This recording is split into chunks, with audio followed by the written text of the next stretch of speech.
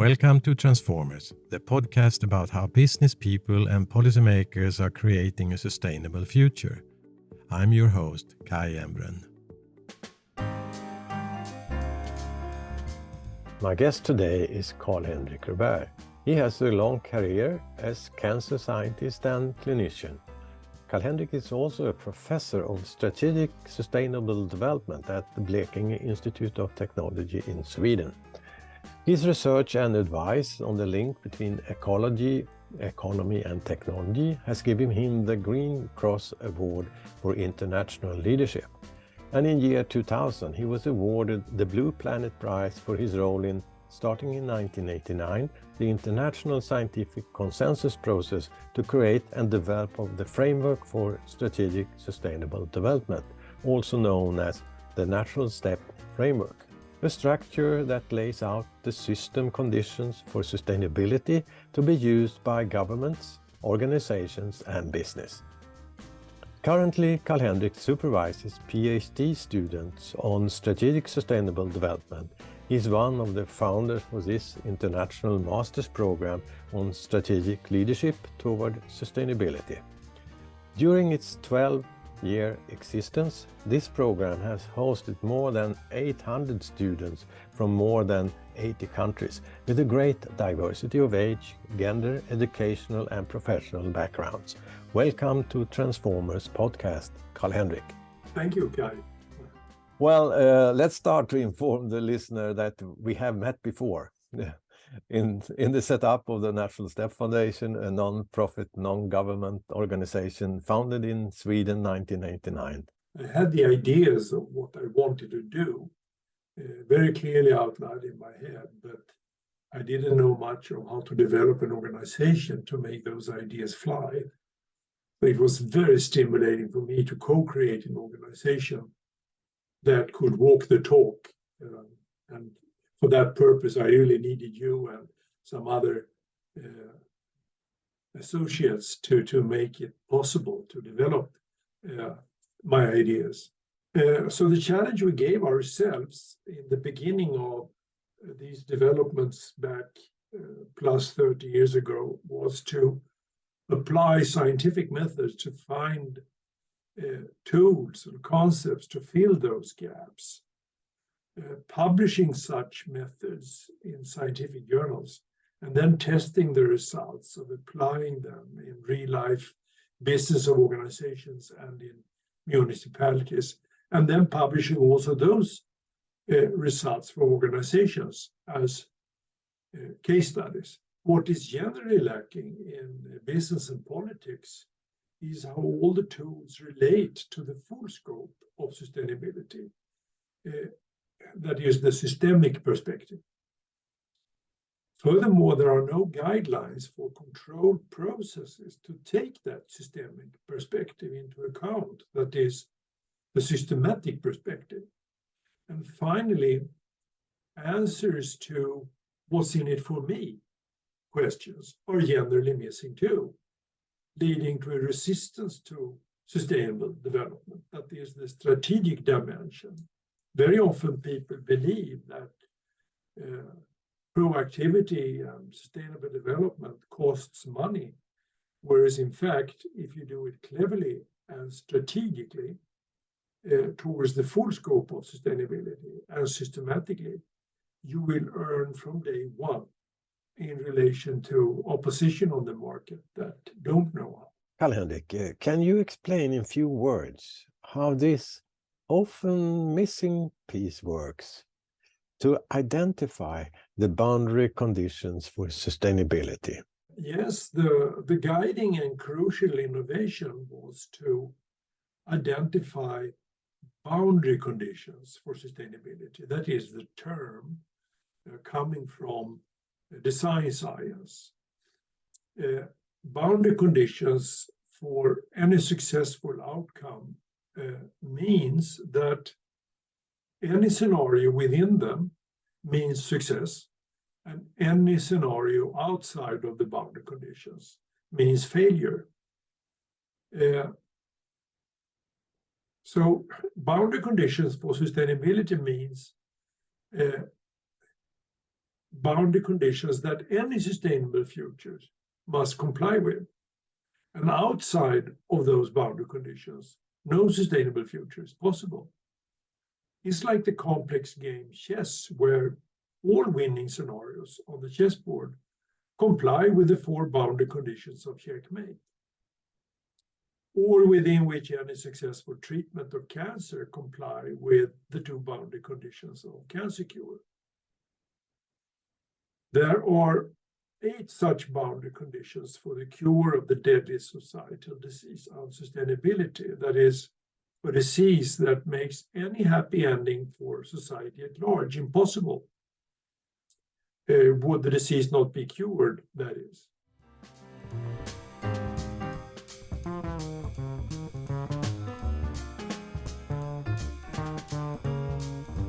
We all know that we live in a time of a complex low-carbon agenda.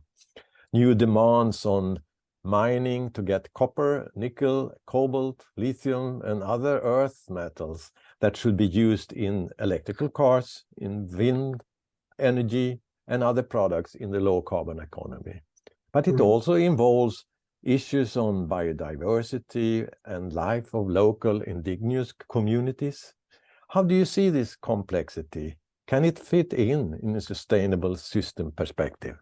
Well, this question implicates righteously that a possible attractive future must be modeled such that all societal sectors fit the above-mentioned boundary conditions for sustainability together, not one by one, but all together. Only then is it relevant to discuss possible routes to get there, and thereby finding guidelines for stepwise approaches. Otherwise, we are bound to continue solving one problem by inventing another. Complexity is too large for piecemeal solutions of one problem at a time. Modeling within robust boundary conditions for sustainability, however, shows clearly that the main problem today is not to make crucial sectors fit within boundary conditions for sustainability together. There are myriad possibilities to make that happen. The main problem is instead that we suffer a complete lack of leadership to understand this. And the same goes for scientific advice to leaders.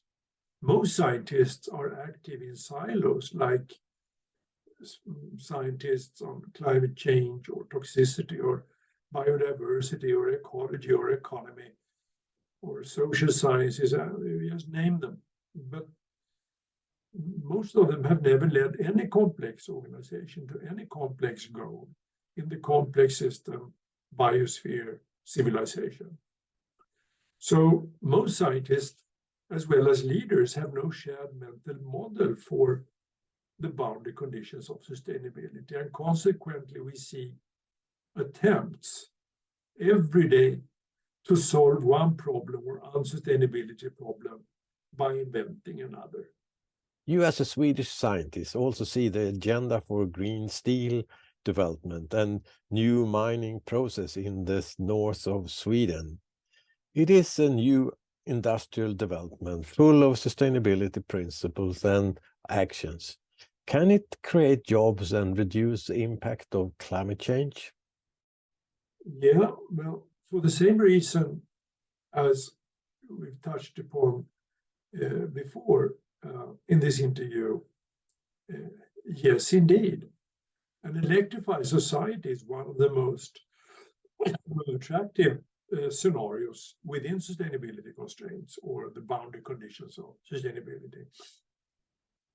And it can only come with innovative steps toward futures where metal reserves and other constraints within the boundary conditions of sustainability are modeled. And there are many, many ways of solving such problems within those constraints.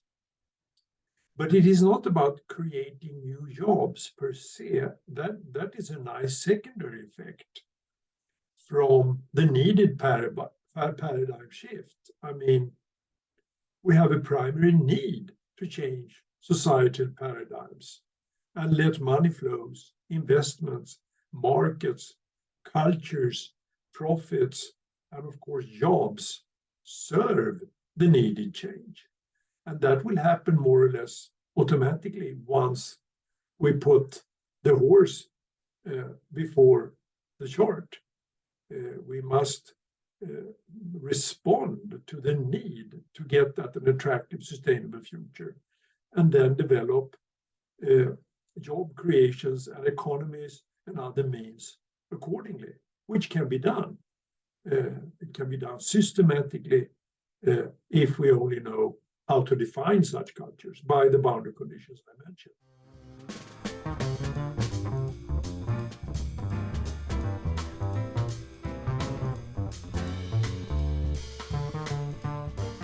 When we look at the discussion about sustainability, words that are often in the discussion, SDGs, ESG, Paris Agreement, and the dialogues about the recycling, circular economy, and system thinking.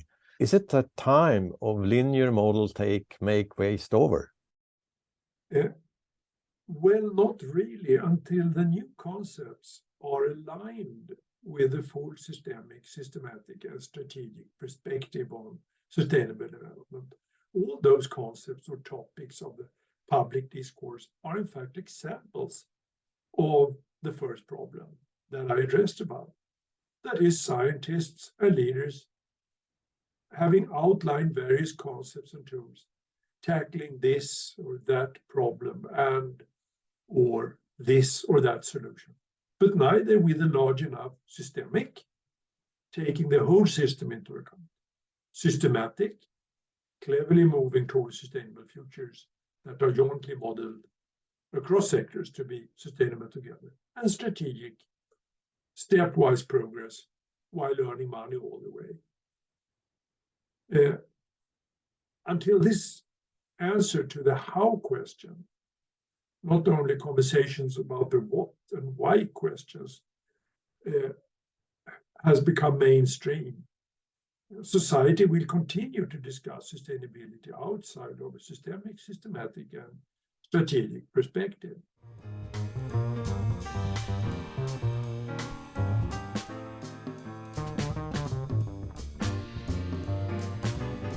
Karl-Henrik, you as a key influencer from the early 1990s, when you educated leaders in cooperation as IKEA, Electrolux, Interface, Nike, Philips, and numbers of municipalities across the globe, based on the boundaries conditions for systematic, strategic change.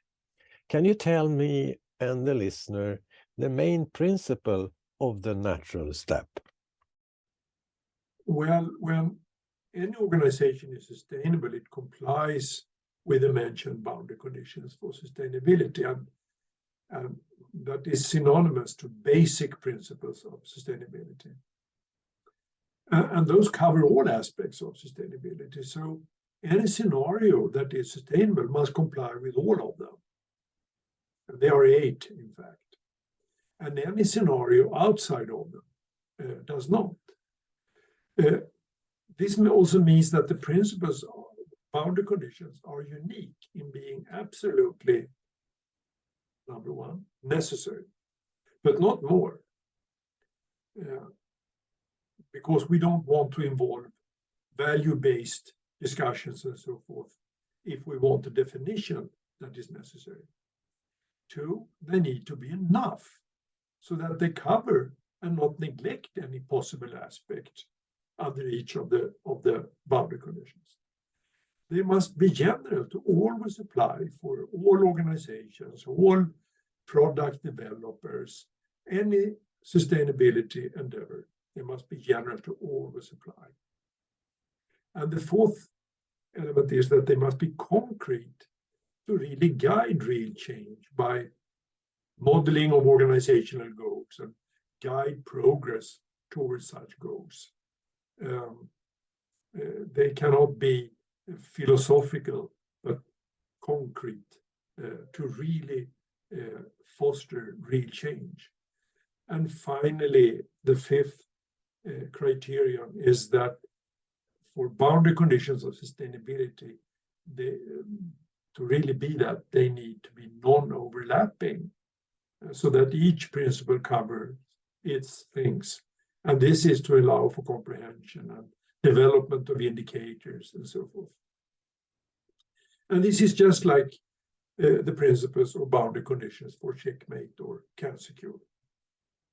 And there is only one set of boundary conditions developed to comply with all those 5 criteria. And the boundary conditions are easy to learn if you begin applying them in reality. Just like the principles of checkmate are easy to remember if you begin playing the game.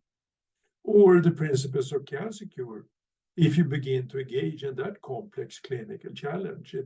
The 2 principles are to kill the last cancer stem cell, but without killing the patient. And every clinical breakthrough since that was known many decades ago has happened because of a shared mental model of understanding those 2 boundary conditions for cancer cure. And when I say this, I refer to numerous articles and doctoral dissertations and pedagogical videos, but I prefer to refrain from taking any time to explain the boundary conditions in a 1-hour pod. We don't have that time to begin playing around with them and apply them. So I let that remain a cliffhanger, but I would only be happy to return and with very easy pedagogical descriptions and outlines of them. Can you give some examples of how to implement system thinking in an organization? Yeah, well, implementation is really important. It is key to develop a group within organizations that understand the strategic concept of systematic sustainable change, including the boundary conditions and how to model goals within those boundary conditions, as well as how to systematically approach them. And explain to organizations the self-benefit of that kind of change, not the least financially and immediately, and then work with them as a facilitator until they have the knowledge implanted in-house.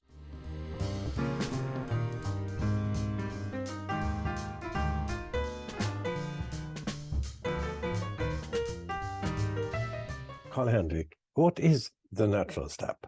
Well, that's the name of the NGO I founded plus 30 years ago with, and the overall question the organization was founded to respond to was, what can science help us agree on as regards an operational definition of sustainability?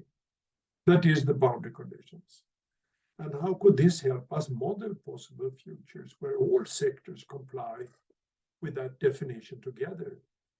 And how could individual organizations benefit from understanding the self-benefit of stepwise approaches to such futures better than their competitional markets,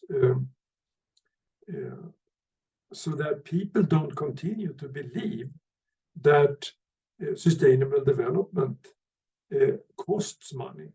It is always a matter of investments if you know what you're doing, or rather clever strategic approaches to sustainability always pays off better than not understanding the game competently. And that is described in detail in scientific studies that I would also be happy to share with any listener. And I began to explaining this attempt 30 years ago to 60 plus of the leading scientists in Sweden at the time, all of them active on, for sustainable development. And then I managed to serve them as a secretary when the first consensus document on such an agreement was authored. And then I managed to sponsor a mailing of this agreement to all Swedish households and schools. And the format of this agreement was an audio cassette plus a picture book. And the mailing to all Swedes and all schools was supported by UN Secretary General Peder Stöckveljar, His Majesty the Swedish King, Pippi Långstrump, author Astrid Lindgren, who all celebrated the event of this mailing on a national TV broadcast. And after that mailing, the impact was huge. And suddenly I appeared in TV sofas, boardrooms, in a hearing in the Swedish parliament, together with my scientific peers, etc. And this way, the societal impact was profound. And suddenly I got invitations from all around the world to help other groups in other countries begin TNS startups guided by the same theme. That is building further on the original consensus with the same mindset. What can science help us agree on? Today, the methodology is the leading operative system for strategic sustainable development in the world.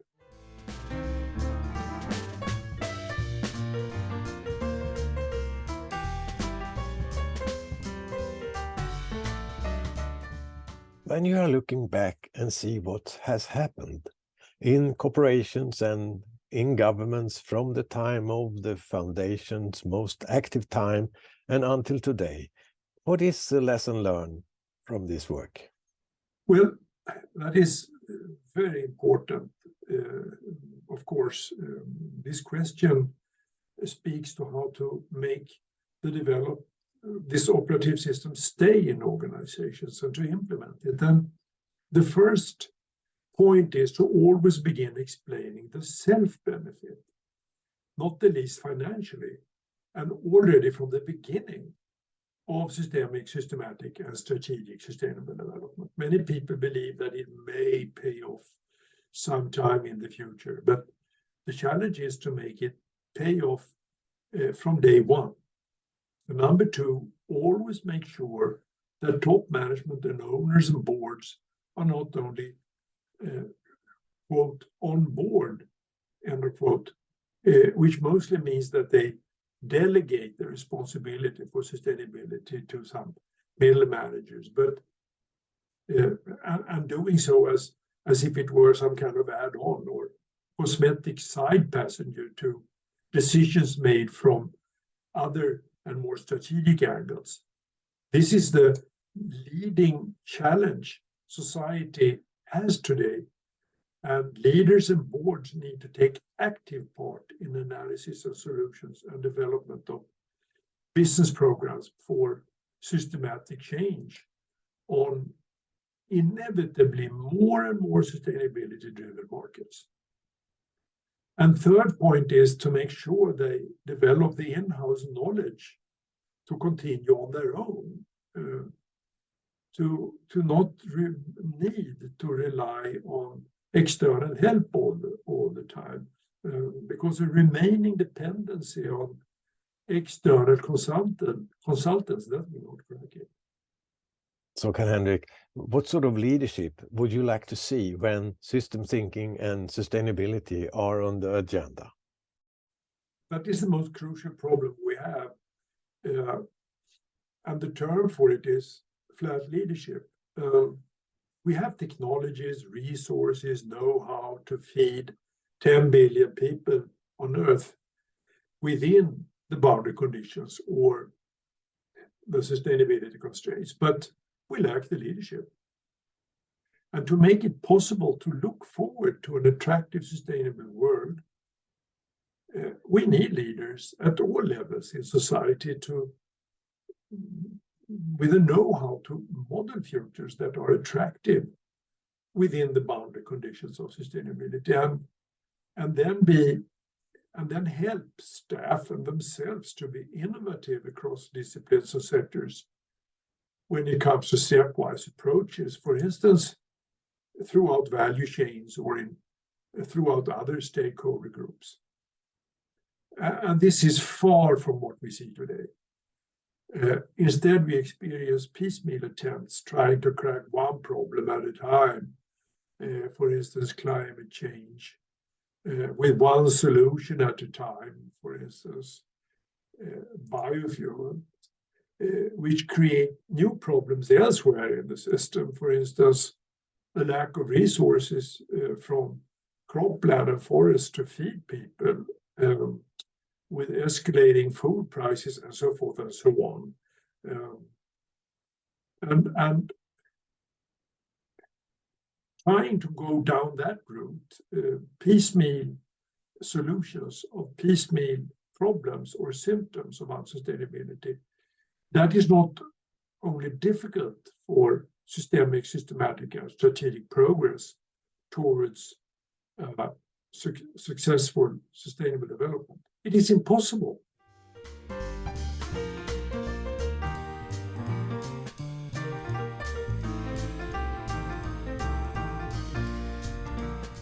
You have supervised more than 800 PhD students from more than 80 different countries about strategic sustainability development. How is it to lead such a program, and what is your view of the students' interest to become system thinker, sustainability leaders in the future? Yeah, well, when it comes to my task as a professor of university, it's about teaching flat leadership based on strategic sustainable development as a shared mental model with the boundary conditions and all. It's where leaders are tough, in fact, when it comes to foster the basics of the methodology. The boundary conditions are developed directly from laws of nature, such as gravity and the laws of thermodynamics and the principle of matter conservation, and the basics of understanding social systems and their dependence on interpersonal trust, and a kind of leadership that can sustain that trust and understand those laws of nature by putting them together into a systematic and strategic change. And then to accept the chaos that may initially characterize processes that are inviting creativity and innovation from employees, that are stimulated from this core.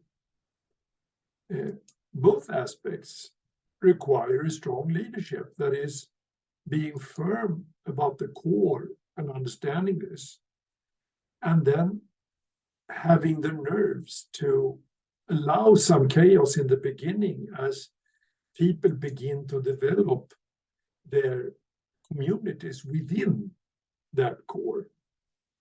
And unlike what many people know or have thought about, this kind of flat leadership requires boldness, firmness, and yet they are inclusive and non-prescriptive.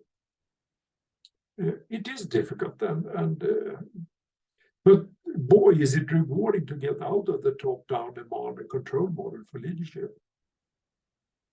You can get help in remembering the difference as an imagined welcoming speech from a leader when this leader is receiving new employees in the organization. The first would be like this: welcome.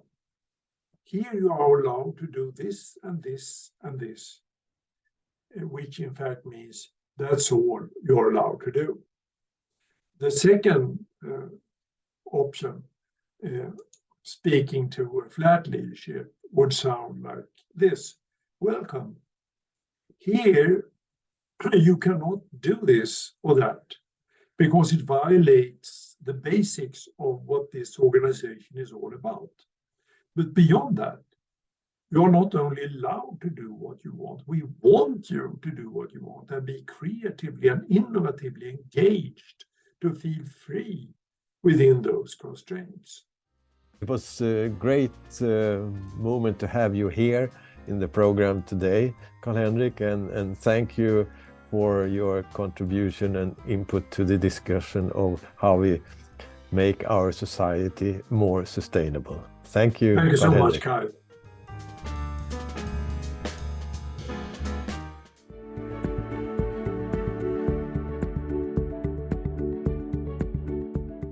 I'm Kai Embren. Follow me on Twitter and LinkedIn, where I will be announcing the future guests to this podcast.